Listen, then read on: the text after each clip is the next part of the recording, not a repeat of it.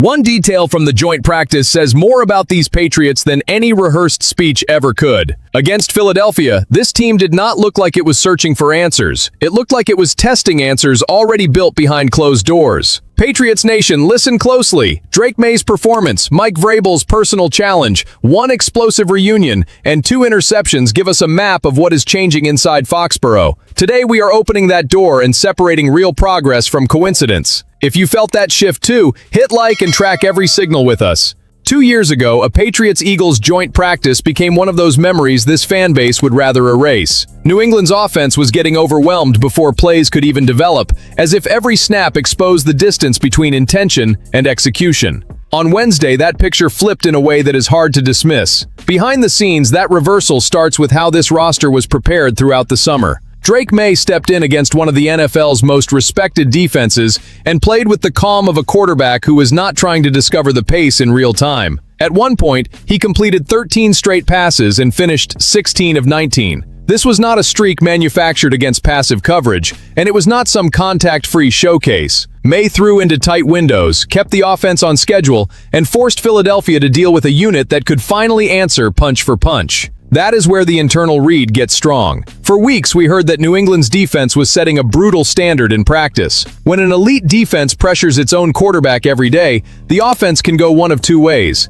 It can lose confidence, or it can learn to operate inside discomfort. What showed up against the Eagles points toward the second path. Iron sharpened iron, but Maye did not simply come out tougher. He looked faster with his decisions, more secure distributing the football, and completely comfortable controlling the tempo. I know it is August. I also know when a test carries real value. Philadelphia brought enough talent, speed, and experience onto that field to punish hesitation. Maye did not survive the competitive period. He controlled it. For a team whose offense fell apart in last season's Super Bowl, that response carries emotional and strategic weight. It does not erase that night, but it shows this group did not come back to repeat the same version of itself. The biggest behind-the-scenes takeaway may be this: New England did not have to hide Maye behind a timid plan. The staff put its quarterback in front of pressure and let him show the growth. When your young leader goes 16 of 19 against a defense at that level, the locker room receives a message that will never fit inside a press conference answer. This offense can share the responsibility for winning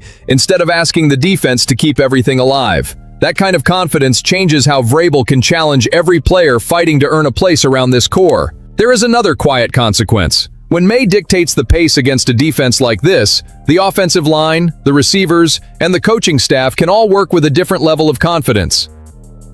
That demanding approach comes into sharp focus with Jacas. In the preseason opener, Mike Vrabel did not wait for the next day's meeting to correct his rookie.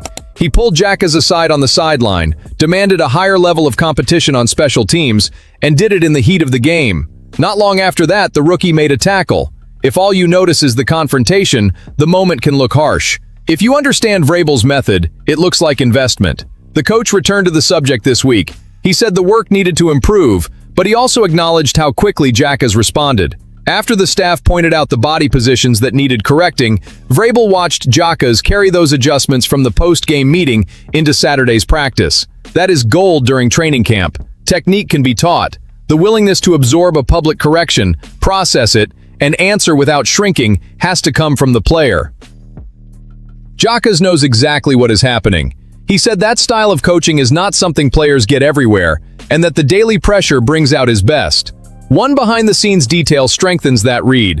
Vrabel has spent individual time coaching the rookie, including on special teams. Jacas is part of the top punt protection group, handling a job he had never played before. So the challenge goes far beyond rushing the passer. Vrabel is finding out whether Jacas can be trusted when the assignment is less glamorous and every mistake can cost field position. The rookie did not have a smooth beginning either. He was away from the team during the off-season program and opened camp on the non-football injury list. Once he returned, everything was moving fast. Jacas now feels the game slowing down while the power and physicality he built in college begin carrying over to the NFL. On Wednesday, he drove through a Philadelphia offensive tackle with a bull rush during one-on-ones, then showed up in the backfield repeatedly during full team periods.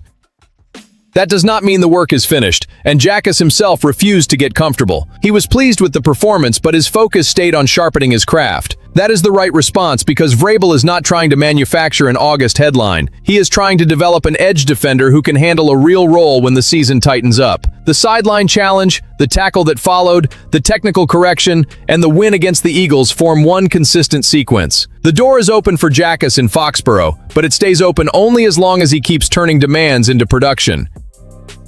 The temperature changes here. Not everything on that field belonged to the Patriots, and pretending otherwise would mean watching the game with fan-colored blinders on. A.J. Brown was the best wide receiver at practice. He caught all 9 of his targets during the competitive team period and punished his former teammates with the combination we already know: strength through contact, precision in his routes, and the ability to make good coverage feel useless. That performance deserves celebration, but it also deserves a closer film room read. Brown was facing a defense familiar with his habits, his violence after the catch, and the way he fights for space. Philadelphia still could not remove him from the action. Giving Drake Maye a target like that changes the math for the entire offense. The quarterback does not need to wait for massive separation. He needs to identify leverage, trust the destination, and release the ball on time. 9 connections on 9 opportunities show that trust is taking shape. It also forces the other options in this offense to deal with far less comfortable coverage.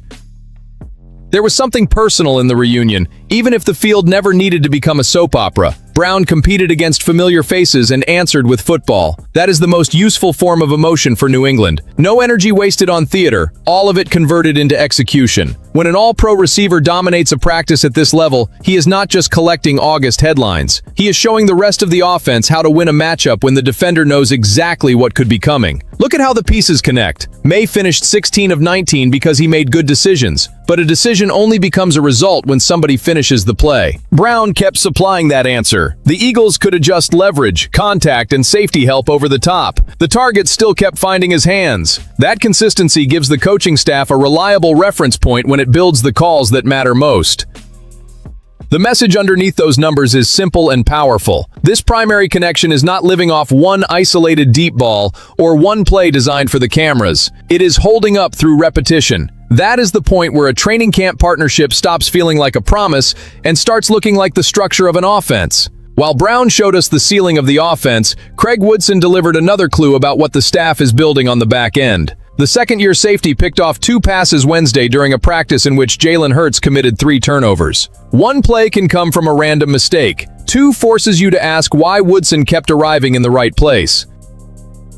But Patriots Nation, this is where things get really interesting. The value of those interceptions is not limited to the box score. It lives in the environment where they happened. Woodson practices in a secondary featuring Kevin Byard, who led the league in interceptions last season. For a young player, sharing a room with somebody who understands angles, quarterback eyes, and anticipation at that level is like getting a daily course on turning recognition into possession. That does not mean Woodson is simply copying Byard, or that 2 footballs can define his season. The more revealing signal is how quickly shared knowledge seems to be moving through this defense. Hurts ran into a coordinated secondary, aggressive at the catch point, and prepared to punish late decisions. When the younger safety contributes 2 interceptions to that process, depth stops being a list of backups and starts multiplying the identity of the unit. VRABEL wants a physical football team, but physicality without intelligence creates nothing more than noise. Woodson showed the other side of it: patience to stay inside his responsibility, confidence to attack the throw,